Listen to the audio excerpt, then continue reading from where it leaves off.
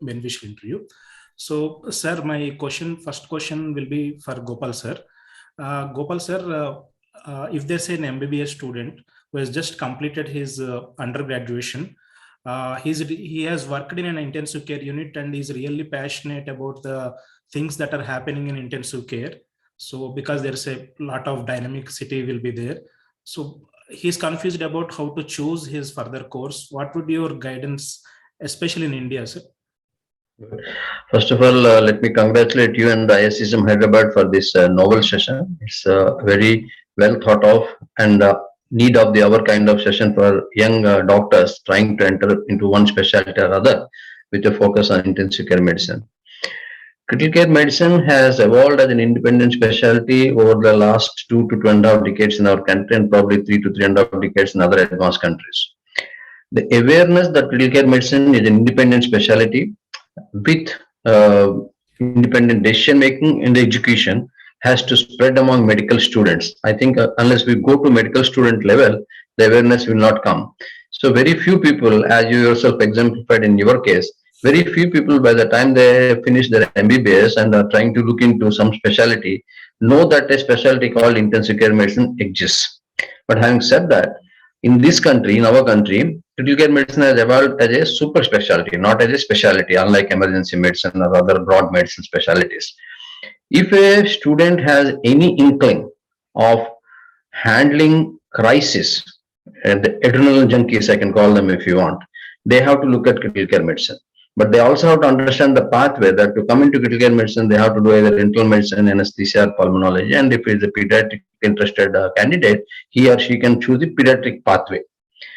For them to know this, the ISCM, both at city level and national level, has a responsibility to propagate the news that such a specialty exists and take it down to the medical school level, medical college level. And then only the awareness will increase and the clarity of the pathway to become a critical care specialist will come into existence. Thank you, sir.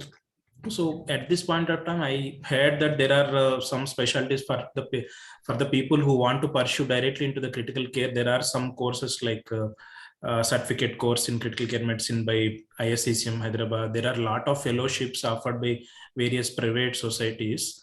So both of you can take this question. So what would be your take on those courses? We do have some students who are training under us in CTCCM. So what would be the scope of those courses, sir? I would request Dr. Samvedam to open the discussion on this particular topic because it's a bit of an emotive topic, whether it's a specialty course or a super specialty course. So I request Samvedam's valued opinion on this. Yes. Thank you, sir. Thank you, Deepak. Again, it's been a wonderful initiative by the ISCM Hyderabad chapter to give a clarity on what is the scope of your career in critical care, what options you have, and what you have in store, and how you need to face the situation. Now, coming to the hypothetical situation where an MBBS guy wants to pursue a career in critical care, my own understanding of this is you need to have a strong fundamental basic or mooring in some postgraduate specialty if you want to pursue critical care. Any specialty is good because it's not just the lines and tubes which you do in critical care. That's a technical job, but you need to understand a pathophysiology that is unique to this specialty, because this is a specialty which deals with reversal of physiology in the sense that you ventilate patients, you do them unphysiologically. You initiate on hemodynamic support with an IABP, you do it unphysiologically. Your ECMO is unphysiological, right? So to understand something that is working essentially a specialty that deals with unphysiological interventions day in and day out, you need to understand physiology very well. And that basic thing does not come just with MBBS. In MBBS, you are just reading your Guyton or Ganong or whatever textbook of physiology you have and identify the key areas of questioning and then get away with it in your exams. But when it comes to practice, you need to see how a patient actually behaves under these circumstances. So you need a mooring in this thing. So my own understanding is you need to entertain somebody into MBBS, post MBBS into critical care, provided he has a commitment of 4 years of completing the CTCCM and completing the IDCCM. If somebody is just into this just to tag himself as an intensivist, I'm afraid you are not doing the right thing, because you will be a half-baked, product. So my understanding is, if somebody an MBBS, I have trained 3 batches of people in CTCCM, but all of them have completed IDCCM, and all except one have appeared for ADC and passed. So you need to take a commitment from the student that he's in for this for 4 years. Now the example for this is the Australian system of critical care training. In Australia, you are allowed to do critical care after MBBS, but you have 3 years core training in critical care, 1 year in anesthesia, 1 year in internal medicine compulsory, and then an additional year of your choice, either in emergency medicine or anesthesia or internal medicine or critical care. So total 6 years training goes into making an intensivist in Australia, and we should probably replicate that system here. Although the ISCCM does not say that mandatorily you have to do IDCCM, but as teachers and as academic coordinators, when a candidate approaches to you, my proposal for them is, this is not a 2-year program. I'm going to take you into a 4-year program. If you want to come in, please join. Yeah, I completely second Dr. Sambadam's opinion. In fact, in the time that this 1-year course was introduced by ISCCM, the debate whether 1-year course should be started or not itself ran for more than 1 year. The committee went on debating, and there are a substantial number of senior leadership who argued that there are not enough intensive care professionals in the non-metropolitan areas, and that's why this course was introduced. But as Sambadam very correctly said, 1 year is too short a period, especially for an MBBS young doctor, to understand and execute critical care, which is very, very vital. He's deciding life and death of patients. So if they are interested, unfortunately, getting into MD is not easy in this country. So if you mandate that MD is necessary in any specialty to become critical care specialist, many MBBS students who want to become critical care specialist may miss the bus. So what I would advise them, just like Sambadam said, get into this 1-year course or 2 years course post MBBS and continue it by IDCCM. But that opportunity is given only by SCCM. This opportunity is not given by MCA recognized courses like National Board examinations and DM. They don't have this direct entry from MBBS level. Having said that, I think we should forcefully impress upon the regulatory authorities like the National Medical Board now. This is a new society that has come up in place of MCA, to convert it to a 5-year course, just like pediatric surgery, oncology, and infectious disease are there in various institutes of the country. There is direct 5 years course after MBBS. The provision is there in the law, in the regulation. So we can impress upon them to start this 5 years course. Or if you are doing a non-MCA course, then follow it up with IDCCM. Right, sir. Very clear opinion from both the senior faculty. If you're interested after the MBBS, that is good thing. But if you're entering into it, that is only a stepping stone where you actually know what is going on in intensive care. But you need to have a proper training at least for 4 years down the lane and complete the further courses like IDCCM or something, at least to be labeled as a basic intensivist. So I think the point is made by both of you. So coming to it, sir, we know that because it is accredited by the ISCCM. So can you briefly tell us what was the background? I think you rightly said because of the death of intensivist in the society, the ISCCM initially thought about CTCCM. So who are eligible basically?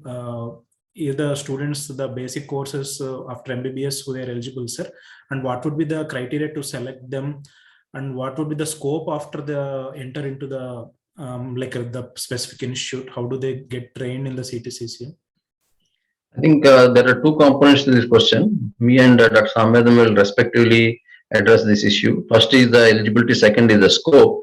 As is clearly evinced on the website of ISCCM, which is the final reference point for any aspirant, the specialists who are doing either MD or diploma in anesthesia, general medicine, intensive care, the emergency medicine, and pulmonology. These are the people who are eligible for IDCCM course. Of course, CT system course can be done immediately after MBBS. It's a 2 years course for them. If the candidate has an MD, master's degree, it's a 1 year course, IDCCM. If the candidate has a diploma, which is available in only in certain institutions, the number of diplomas has been reduced by National Medical Commission, NMC. So they can do a 2 years course. Okay. Post which, all of them, the CTCCM people are eligible to do IDCCM.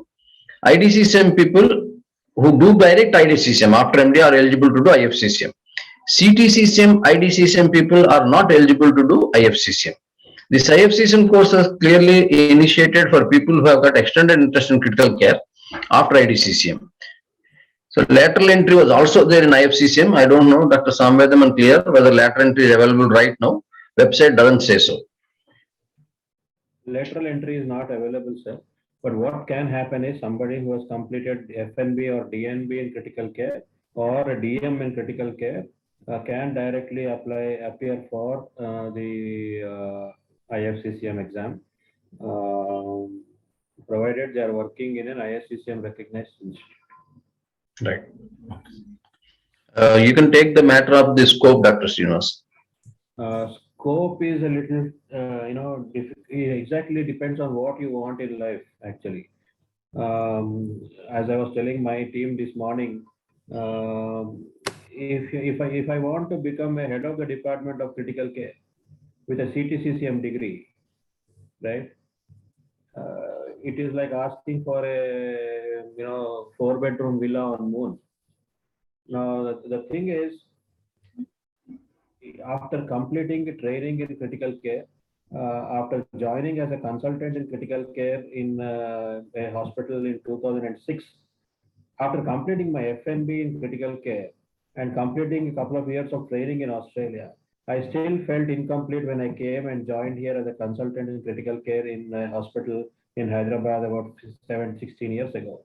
It takes 3 or 4 years for you to understand the nuts and bolts of every single problem which is encountered in critical care. So CTCCM, my understanding, if you stop, then there is no future for you in critical care. I mean, you will only be a duty doctor who will report to a registrar, not even to a consultant.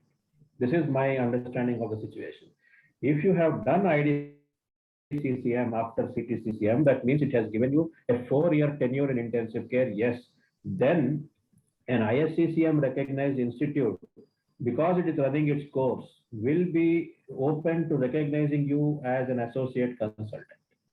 Medico-legally, these people cannot be registered as a specialist in critical care, because the MCI or the National Medical Council rules would not entertain somebody who does not have a postgraduate qualification as a super specialist, right? So although critical care is recognized as a super specialty, FNB is registrable with the national board, DM is registrable with the national board, IDCCM and CTCCM cannot be registered as specialties in most of the country, except in Haryana and Delhi. In these states, the state medical councils have, because of the contribution made by COVID, by the intensivists in the COVID time, essentially due to the untiring efforts of Dr. Dhruv Chaudhary, the government of Haryana has accorded them equivalence as specialists in the specialty. We have also made a similar request to the government of Telangana during our discussion with them when we were helping them set up the tele-ICUs and all that. But we don't know what is the outcome of that, but definitely we will pursue it. But it's not likely that you will be registrable as a consultant in critical care. I mean, a practitioner, a registered practitioner in critical care, which will automatically exclude you from being a teacher for DNB courses and DM courses in critical care. However, a IDCCM passed candidate can be a teacher for ISCCM courses. So this is an option you will have. Keeping that aside, professionally, I'm not a very great fan of degrees, to the concept that degree is equal to competence. I'm not in favor of such logistics, but degree is needed for you to authenticate your competence.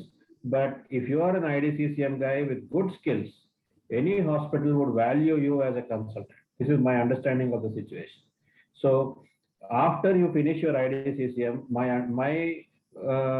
advice to all those who come post after MD or MD medicine or MD anesthesia directly into IDCCM is please understand that you should be prepared to spend one more year as a junior consultant to actually understand this specialty. It takes minimum 2 years for you to understand what critical care is.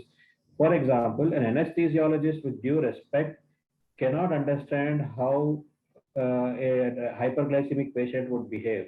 They would not understand the dynamics of antimicrobial therapy. Whereas an internal medicine guy, again with due respect, will not be able to know much about sedation, neuromuscular blockade, airway access, vascular access, respiratory physiology as an anesthesiologist would do. What is closing volume? What is tidal volume? It takes a lifetime for some people to understand this. So in 1 year, out of which 3 months are spent in preparing for your exam and 2 months are gone in understanding where exactly you have landed, you have only 6 months of learning. So in that 6 months of learning, to learn a new specialty is not possible. You may answer questions in the exam, but that's not tantamount to competence. And this competence is not about your designation, your stature, or your salary. It is tantamount to what you do for the patient in the middle of the night. So see, anybody who is doing any course that is only 1 year, leading to a super specialty qualification, my sincere advice to the teachers and the taught is that please devote one more year of your life, because you are dealing with somebody else's life in future. So for those who do IDCCM, I would say keep 2 years in the bank to complete your course. That way, I prefer DA, DTCD candidates to come to me, because I can have 2 years time to make them understand what I have learned in 7 years. See, I started my career as a trainee in the year 2000 in intensive care, and I exited probably as a semi-finished product in 2006. It took me 6 years to complete my understanding and training in critical care in different parts of the world. Even then, I felt inadequate. So whatever I have learned, or Dr. Gopal has learned in much longer time than me, we will be able to imbibe or pass on some of the information we have acquired by falling and breaking our kneecaps if you spend 2 years with us. That way, I even felt that FNB probably was a short course. Luckily, now they have made it into a DNB course, and it's all now good. They do a 3-year program, they do a thesis that looks very, very authentic to me. But the 1-year program of IDCCM is good because it addresses the shortage of resources, but the person who is passing and the person who is making him ready for the exam should convince him to spend one more year to actually practice what he has learned. You have to implement what in intensive care, it's not about acquiring knowledge. It is bringing that knowledge to the bedside. So I know how to manage ARDS, I know how to manage pulmonary edema, I know how to manage septic shock in theory. So when all these three things happen at the same time, how do you apply it in the bedside is done when you are given responsibility in a decision-making role, and that takes time. And the minimum time, I think, is 1 year. 1 year is too short, but it's the minimum we can give. So if somebody is finished IDCCM, please be ready to spend one more year. CTCCM, it is 4 years. I have no, I do not accept candidates who say, I want to leave after 2 years. I have told them that this is not the way to do critical care. So, sir, now yours. Well, I think your views are completely practical in the sense that either you and me leave the unit on one of our fellows and go home, we have to go with the confidence that that guy knows what he's doing and he will put his best theoretical and practical resources to the patient. The unfortunate thing in India is that even after MD, when people do 1 year IDCCM, it entirely depends upon where they have done MD from to become a good critical care specialist. Because I know institutes where 3 years of MD anesthesia, at least 1/3 was spent in intensive care unit posting. I know institute where 0 was spent. So this heterogeneity is giving rise to a lot of problems and difficulty in training these candidates to become a useful intensivist, and that the reason why senior people like Dr. Samvedam are saying, after finishing IDCCM, please invest one more year into intensive care if you want to dedicate your life to intensive care. Or if you're a pulmonologist, just want to run an RICU, respiratory unit, while doing your pulmonology practice, I think that's adequate.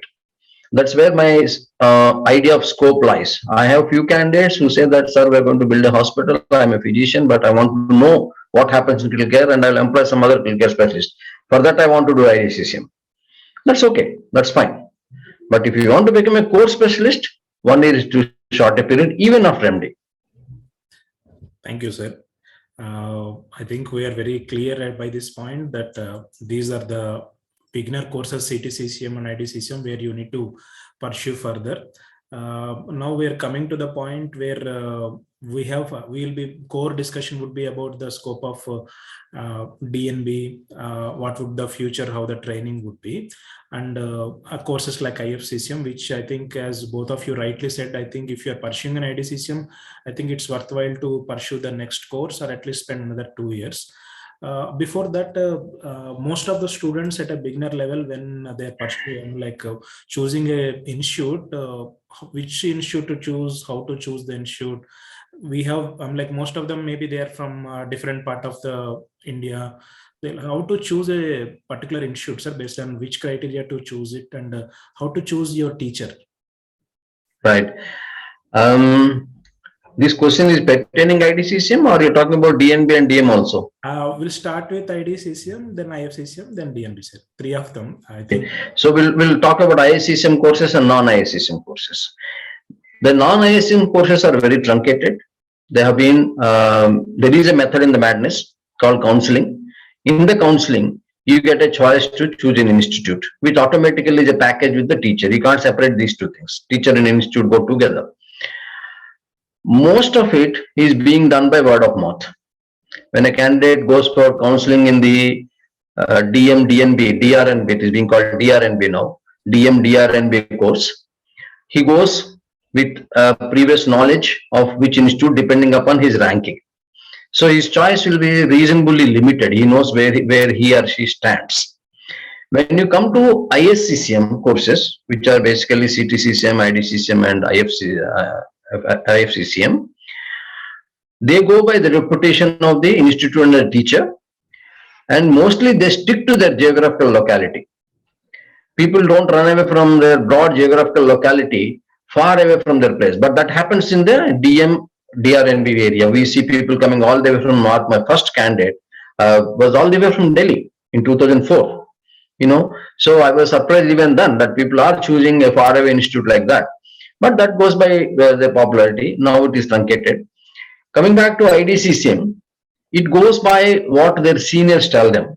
That, look, Dr. Samadam is a great teacher. He gives you a lot of opportunity to understand the science and technology. So if you spend a time with him a year or two, you will become a reasonably good internship, provided you invest your time properly. So this is basically geography oriented.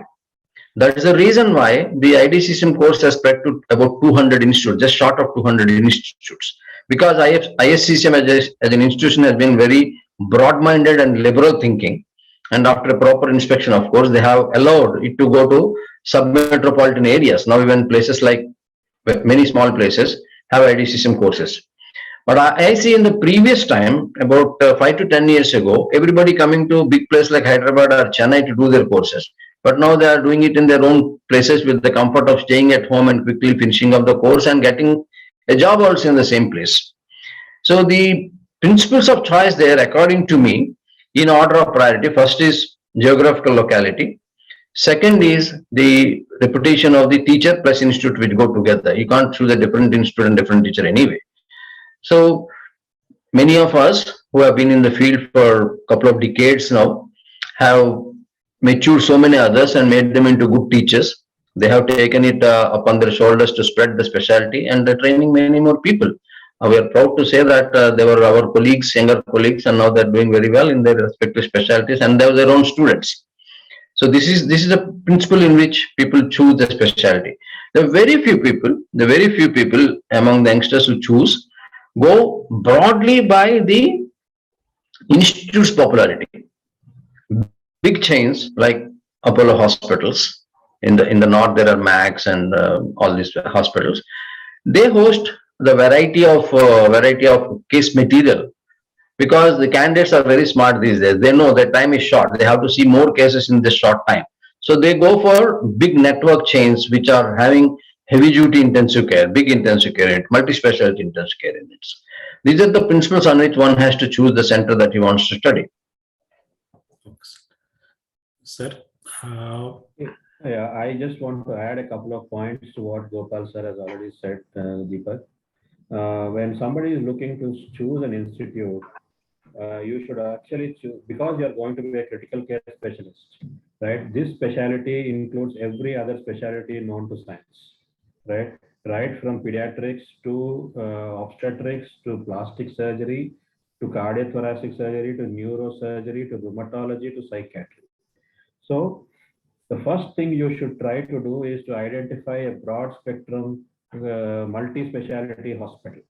There are, single specialty or focused specialty hospitals where a predominant one kind of patients are more. For example, a heart specialty institute, a neuro specialty institute, they may also have a cancer specialty institute, they may also have general critical care. But that general critical care is an offshoot of your basic specialty. So you will have a cancer patient with ARDS, or you will have a heart patient with ARDS, or a heart patient with GI perforation, something like that.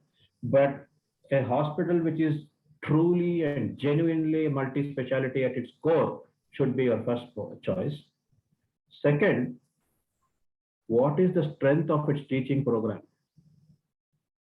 Which can be easily identified if you speak to the seniors who are preceding you, right?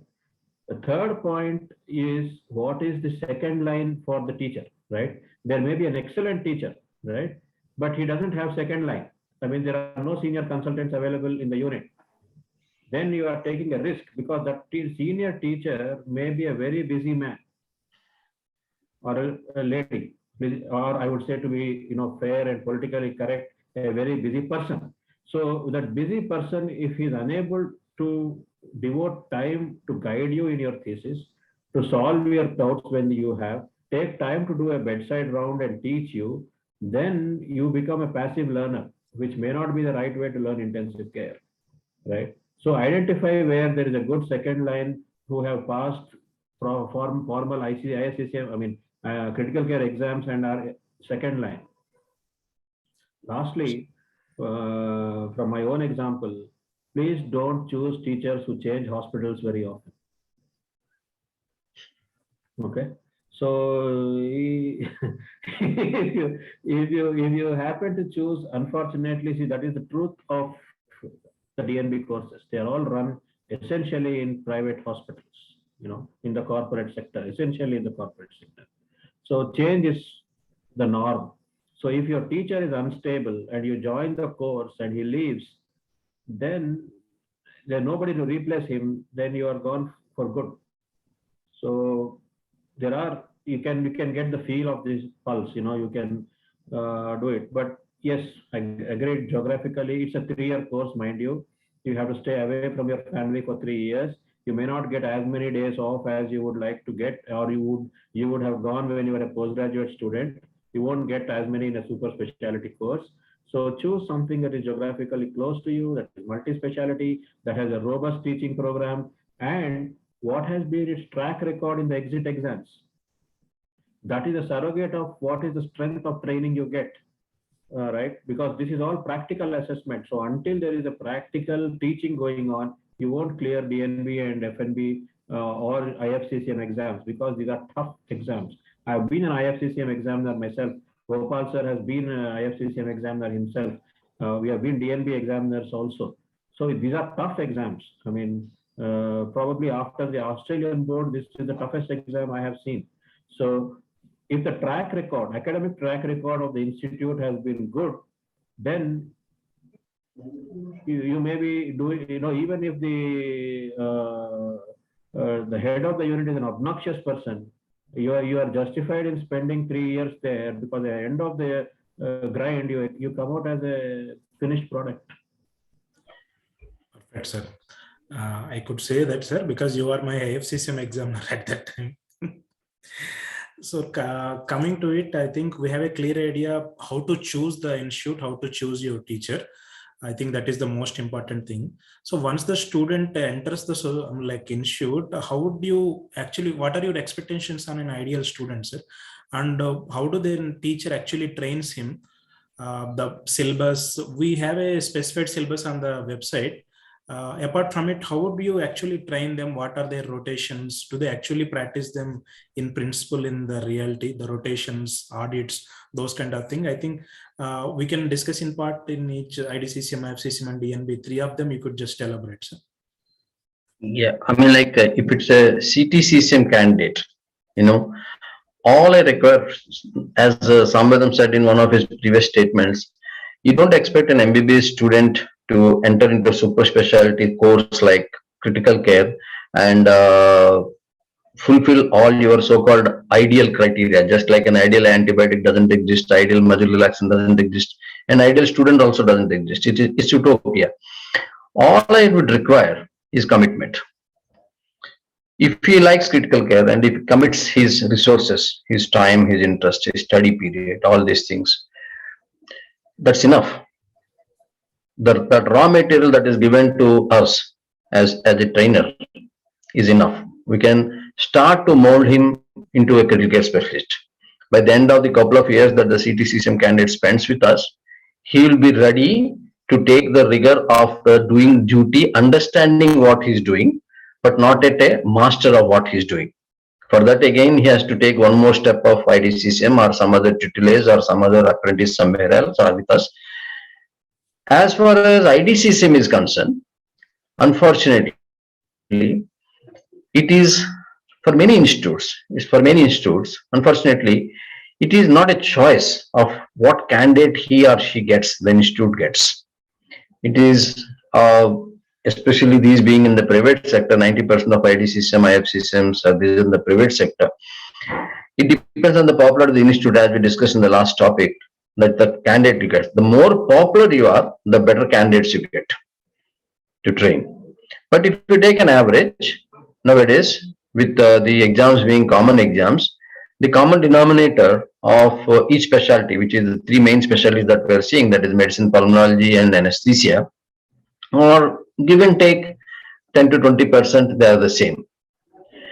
There is very radical difference between the candidate who comes for DRNB or FNB and the IDCCM candidate. There's a competitive exam, this is a non-competitive selection.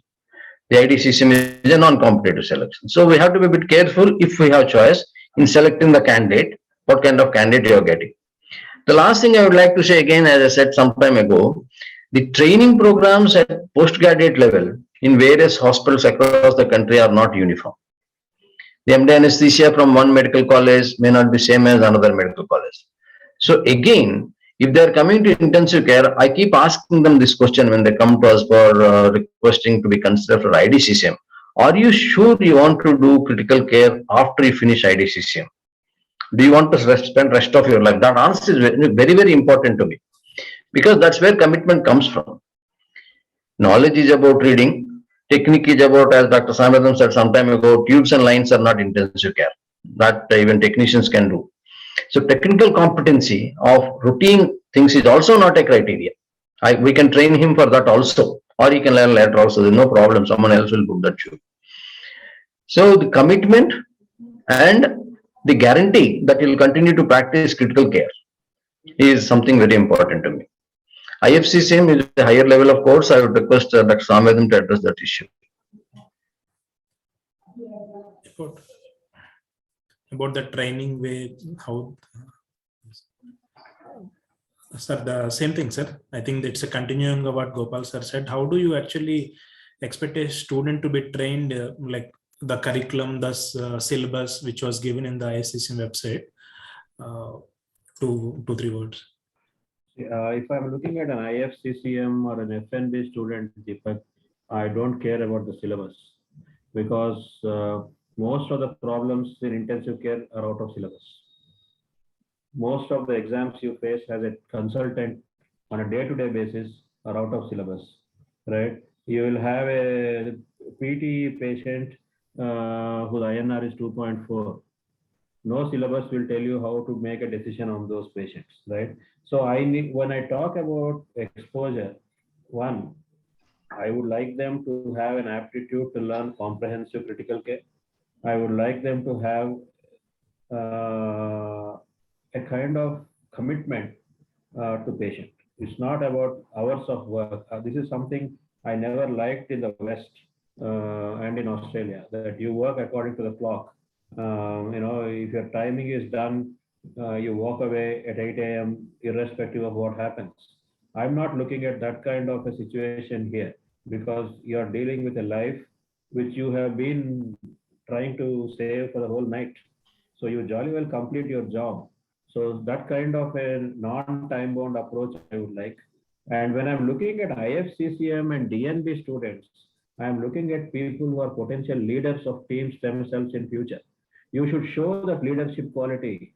You should be able to take your juniors along with you. You should be able to take the nurses along with you. You should be able to resolve conflicts within the unit with other specialties and other professionals and other staff on your own without escalating to the head of the unit. And you should also show a penchant for teaching your junior, right?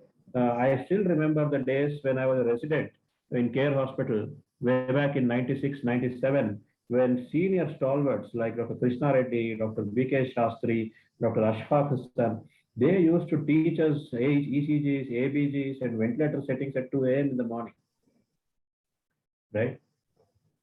And an IFCCM student or a DNB student, if not today, after 3 years, is going to teach somebody. And if your aptitude is not there, your student will suffer.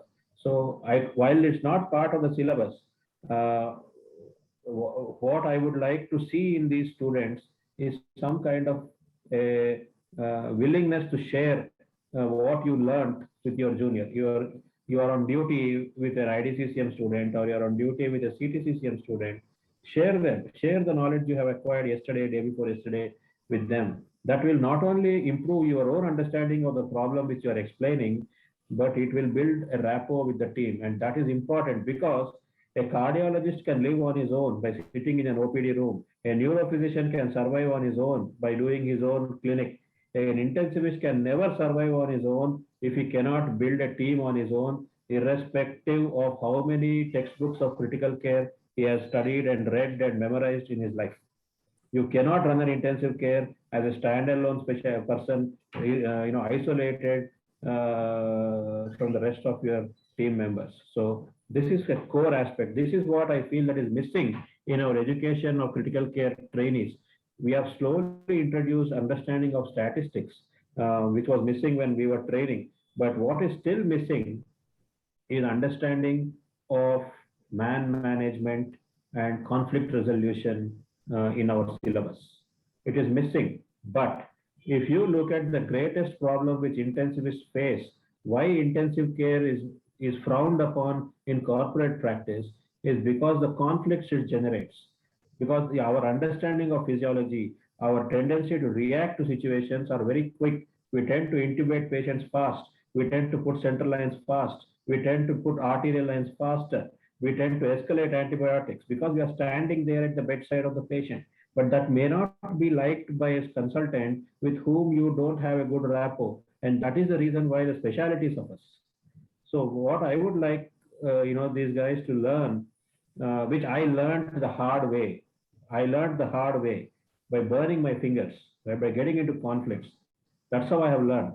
So I don't want these guys to go through that grind or that mental torture. What I'm saying is, you learn your critical care, read your Fink, read your Irvin Rippey, read your Dellinger, whatever you want to read, attend as many CMEs as you can, but also focus on, are you going to be a good man manager at the end of your 3 years of program? That will tell you whether you are going to be a successful intensivist or not. I would like to add a point here, Deepak. The Indian critical care, the quality of Indian critical care has come a long way and has become as good, if not superior, to many Western critical care units, as was proved very amply by recent COVID pandemic. But still, where we are lagging back, as many specialties are also lagging back in this country, is research. when you look at the highest level of training like IFCCM, DRNB or DM, the candidate will have to have an inclination and a necessity to do research and produce data and new facts. I was looking at the total number of patents supplied by India in last year. They are not even 1/100th of what European countries and American countries have done. And like in any field of science, field of medicine also is suffering from original research. I think when we are training these guys, we could contribute a bit to research in our own lifetime. Being in corporate sector, it's very difficult to find time and encouragement to do research and funding to do research. But now that they have gone into public domain, like DM and DRNB and IFCCM especially and the IFCCM courses, I think we as teachers have the moral responsibility to encourage research and make these young people do research. True, sir. That was actually my next question.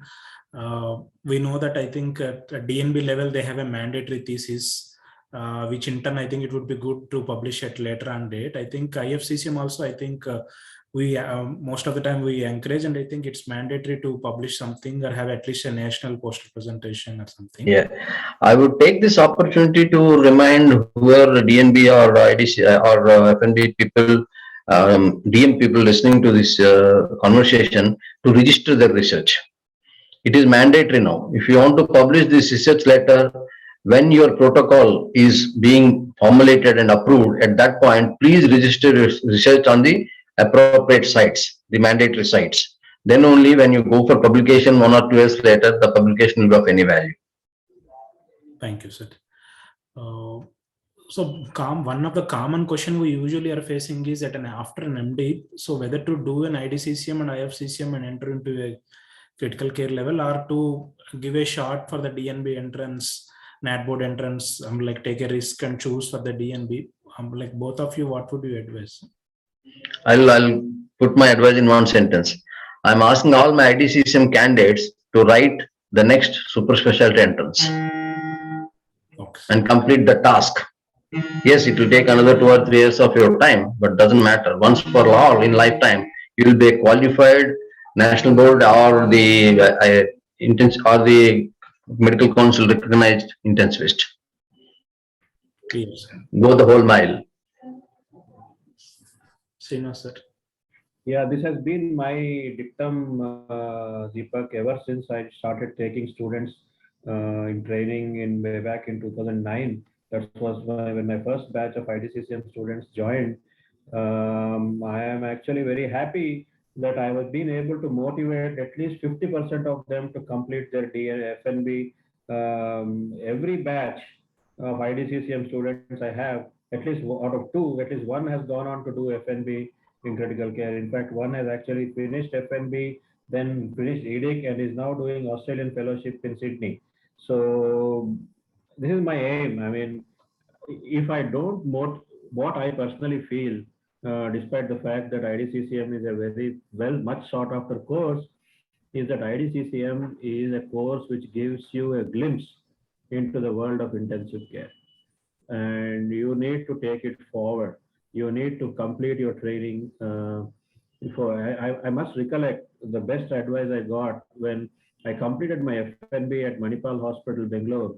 And I asked my mentor, my guide, a father figure to me, Dr. Vinit Nair, sir, what do you want me to do? I had a consultant job in Manipal Hospital. I had a consultant offer in one of the then big corporate hospitals in Hyderabad waiting for me to come back. So I said, sir, I've got 2 offers. Which one should I take is the question I asked him. And my boss told me, Srinivas, don't think you are a finished product. You have just completed FNB. You come here to Australia, work here, face the grind here again.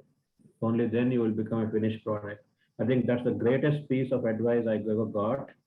And even today, that was way back in 2004, 18 years from down the line, I'm grateful to Dr. Nair for actually, stopping me from getting onto the treadmill of being a consultant at that stage. That's what I try to tell my students also. Look, you're not complete.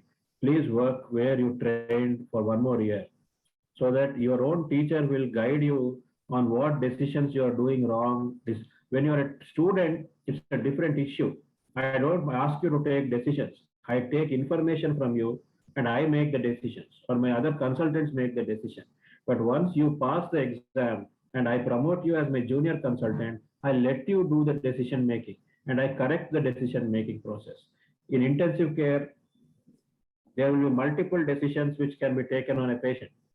Which one is the most cost effective? Which one is the most clinically effective? And which one is overall effective is the name of the game. So that comes with practice. So this is my view, Deepak. Thank you, sir. Actually, we were going in the same transition. My next question was, how do you advise about going abroad and pursue the next fellowships, maybe further opportunities abroad? That is first question. Samadan sir has told me once. I think he counseled me once. Second thing is specialties in intensive care, like AQM, like respiratory failure fellowship, kind of specializing in ECMO or specific things. Do you like advise your student to pursue much more minor issues in intensive care? Do you do that? See, look, I was also a great fan, enamored by going abroad. I did it twice, not once. Having done that, I don't find, if you have a postgraduate and a super specialty degree in this country in your hand, I don't find, except, see, there are certain things which we should learn from the West. Discipline. Discipline. I mean, in the intensive care in Australia where I worked, 8 a.m. in the morning, the morning handover starts. The senior most consultant is there at the bed number 1 at 8 a.m. sharp. And every single registrar, every single senior registrar is on the floor. 8 is not 8:15. That is something I have grown up believing, and that is something we miss in India. 5 minutes can be 5 minutes, it can be an hour, it can be tomorrow. Right? Parso can be tomorrow, it can be after a month. That is something we'll have to learn from the West. Second thing we need to be learning from the West is respecting other parts of intensive care, like a housekeeping, like a nurse, like a nutritionist, like a technician. We need to respect them. They have a role to play. They are not your subordinates. They are your colleagues. So we need to treat them, and that's what comes by working abroad. The third point we learn is being honest. If I don't know something, I just shake my head and say, sorry, I don't know. Don't bluff or don't guess. That is something we have grown up as students, guesswork. Because passing is everything for us in Indian education system. Passing is everything. Passing is everything. So marks are everything. So I don't like that system. So that is something you have to learn from the West. And of course, the fourth thing that you need to learn from the West is personal prejudices will exist. For example, you go abroad, they don't like you for being brown or black. But if you are good, if you have knowledge, they will respect you for that. So don't profile people on your personal prejudices. Value them on the basis of their professional competence, nothing else. No gender bias, no color bias, no race bias, no caste bias, no any regional bias. This is something I have learned there, and I value it very much. Otherwise, I don't find, for getting degrees from the West, I don't think so.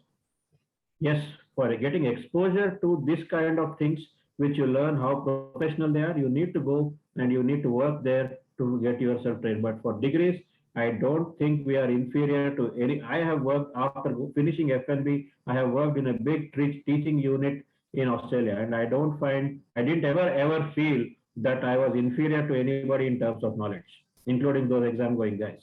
So it depends on how you learn, what you learn, and from whom you learn. It does not depend on where you are in the world. Okay, that's my point in doing it.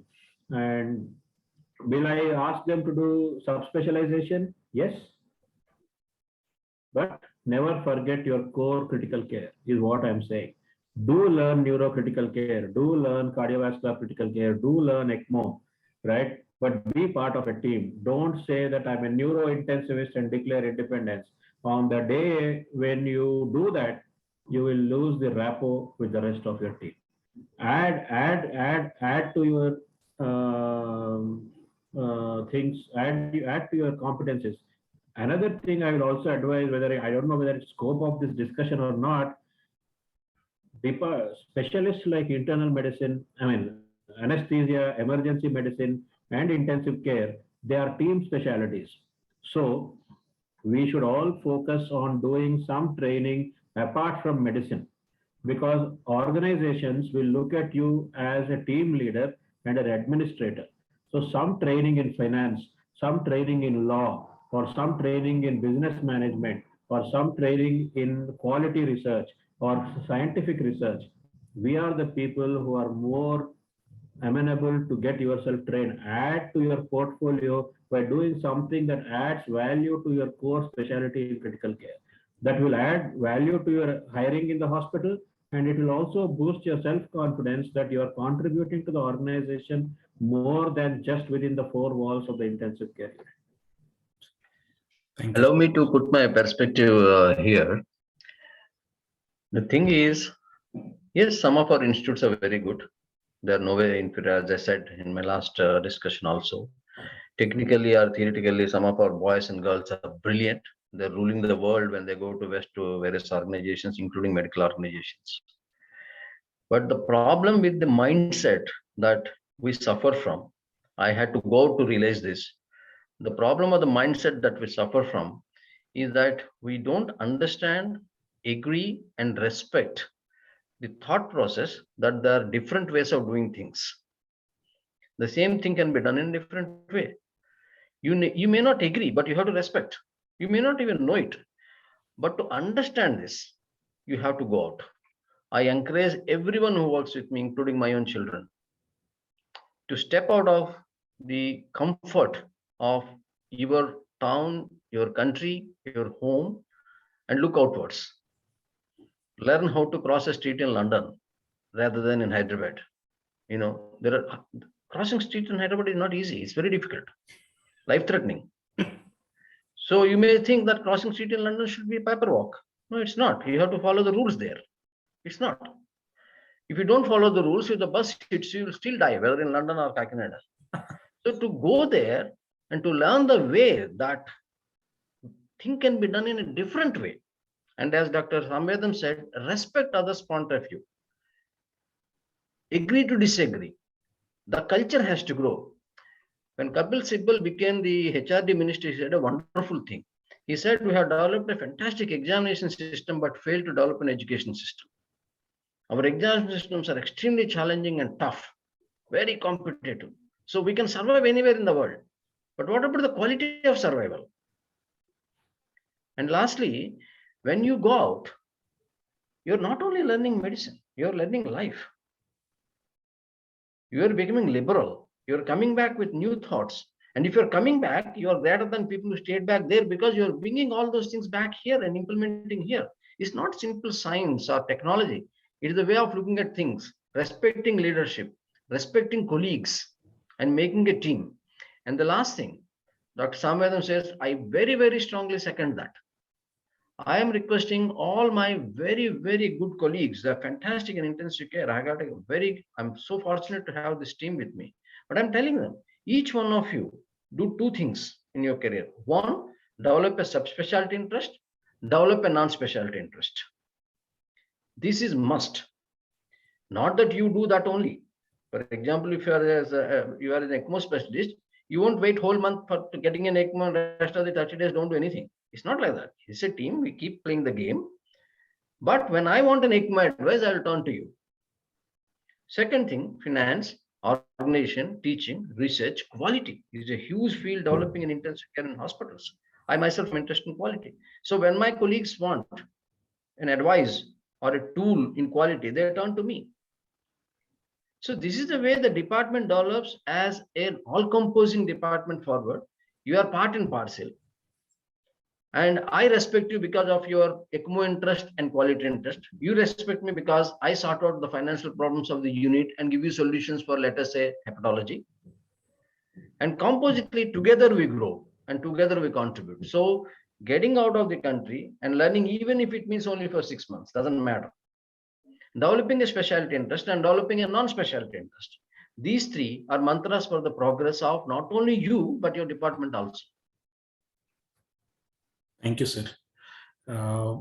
Penultimate question, maybe the natural thing where actually the continuous question, sir. We have a couple of students where like asking us where to go. For example, one of them is interested in going to Singapore, is pursuing applying for it. Some people are trying for the Australia, some people are trying for like the written MRCP, want to go and pursue in UK. Like there are varied options. If you could just simplify as, if at all, if someone wants to go abroad, train themselves, get more exposure as you rightly advised. So what would be the best advices, sir? Shall I? Yeah, both of you, sir. One by. I don't compare two countries. There's no point in comparison because you can't repeat your training first in UK and then in Australia and say what is better. You have to understand the system, the pathway better and choose. And before that, you have to answer yourself a few questions, one or two questions. Why are you going? What is your ultimate goal? Where do you want yourself to be seen in 5 years, 10 years, 15 years? These questions, when you get an honest answer, will give you the direction. Because somewhere in some places courses are tough and long, in some courses they are short, in some places payment is not good, work is easy. So the candidate has to answer these questions first. Why is he going? What is his ultimate goal? For example, generally speaking, not about critical care, if someone wants to settle abroad and not come back, I will request them to go to US. Don't try any other country, go to US. If it's not that, just knowledge acquisition, work hard for 4 or 5 years and come back and live in your country, then Australia is a good choice. UK is also a good choice, but it's a long pathway. So the candidate has to understand clearly what he wants and then get into the logistics of that country. Some of them is better placed to answer this because he worked in 2 different countries. I worked in only UK for almost 6-7 years. Some of them worked in 2 different countries. If you include India, it's 3 countries. Yes, I mean, look, from intensive care perspective, Deepak, being practical and pragmatic about it, first and foremost, I would say Australia is the place to go. For the simple reason that they are pure critical care specialists all around you, and they are closed ICUs. Closed ICUs means it's not about the ego of a critical care specialist. It is about owning up for every decision you make on the patient. And it is the standard of care you get in every intensive care unit across Australia. We be it in Brisbane, Adelaide, Melbourne, Sydney, Perth, anywhere under the government scheme, the same protocol is followed, the same standards are followed, and you get the same level of attention. And the bed ratio, everything is done. And the working pattern there is very good in the sense that they have a fixed amount of working hours beyond which you're not supposed to work. They give you a break after that. So, and New Zealand is just an hour and a half flight away for a good holiday for you. So you work hard, you learn the best of intensive care, a lot of good sights to see, good beaches. Of course, you have the risk of being eaten by a shark, as has happened last week, but it's a good place. It's the place to learn intensive care because you get an opportunity to work in one of the best retrieval systems in the world. You get an English-speaking world, for example. The best retrieval systems in the world are in Germany. But in English-speaking world, retrieval by road, retrieval by fixed-wing aircraft, retrieval by water, and retrieval by helicopter. This is all what you get exposed to in Australia, right? After Australia, I would recommend those who want to learn comprehensive critical care, where you become a self-sufficient, confident intensivist, is Canada. Because this is the country which does a lot of original research in critical care. There are very good units which have given us the guidelines, like Sangeeta Mehta giving you non-invasive ventilation, Darren Haaland speaking about nutrition. There's so many. Your trick trial originated in Canada. So it will be my second option. The United Kingdom will be my third option because one, it's an English speaking country. There are NHS hospitals there, and being brown is now okay in the United Kingdom. It's not bad, right? I am not a great fan of the American medical system, so I won't say. But if you are willing to learn another language like French or German, you may have an opportunity of going to Belgium or Germany to learn intensive care. Keeping it all aside, if you want to be close to India but learn a decent amount of critical care in the Australian model, choose Singapore. Jobs are very difficult to get in good hospitals, but once you get, your exposure is phenomenal. Is phenomenal because they are all Australian trained specialists and the British trained specialists working in Singapore. And it's an English speaking country, and it's only 3.5 hours from India. So all these factors, if being close to your country is important for you from a social perspective, choose Singapore. Thank you, sir. The last question, but I think it's a like a half repeated question for most of the students. I think the ISCCM website clearly states that IDCCM, IFCCM or CTCCM, whatever it is, they are not MCA approved. So what would be the future ahead, sir, about the MCA approved? We know that the DERNB has already come. It's an established course ahead. So what would be the future of it? MCA approval and this. Dr. Samvedam is the sitting vice president of the society, so I think he should give a correct, politically correct answer. The vice chancellor of the college, the former vice chancellor, is now to be able politically correct. The vice president is the last person to be politically correct, sir. No, I will let you in what the vice chancellor will try to do after you answer the question. Right, sir. Okay.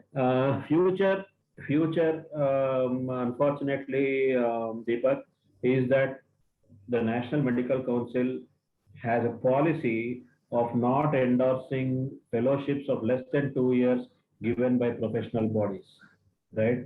The last one they did is for the Diabetes Society of India fellowship, which was 1 year fellowship there, and it ran into legal problems in the Supreme Court. So a 1 year course that is given by a professional body is less likely to get endorsement from the National Medical Commission. Your IFCCM is likely to be treated on par if you do 1 more year of senior residency on par with the DRNB in future. CTCCM getting recognition as a super specialty will not happen. Having said that, all state governments are now planning to start MD in critical care. So if that happens and those courses are recognized by the council, then the CTCCM can be put forward as a 3-year program, which will then get endorsement from the medical commission. Sir. See, as you see, this is a question which is in every student and every teacher's mind for last 10 years.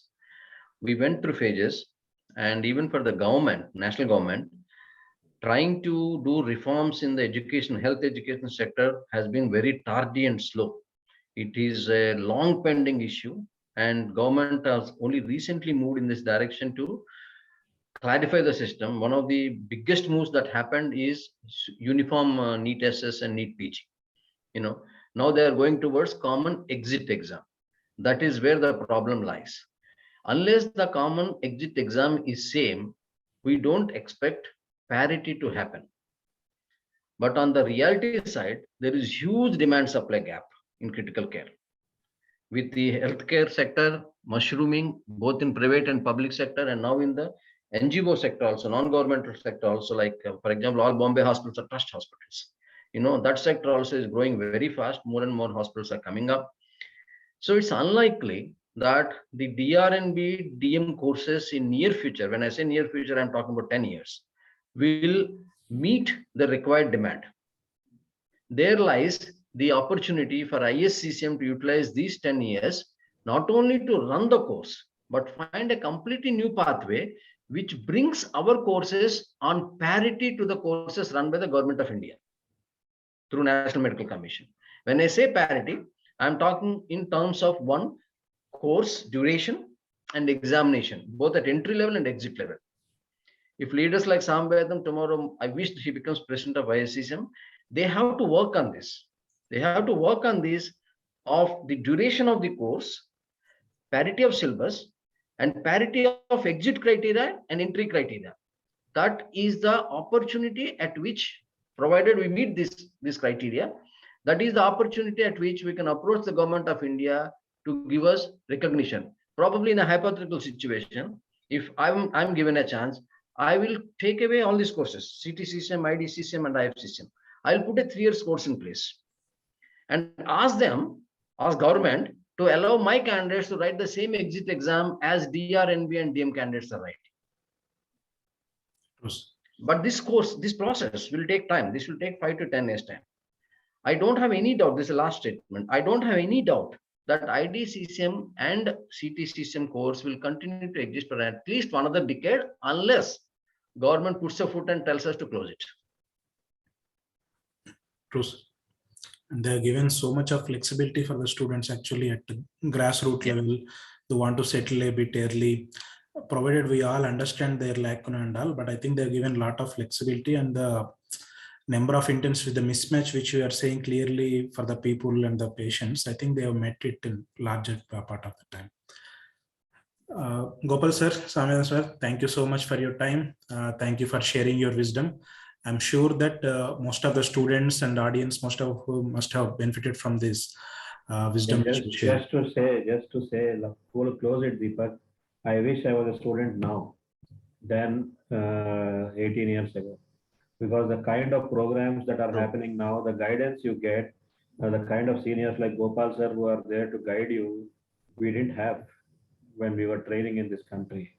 I genuinely wish I was a student now in critical care. True.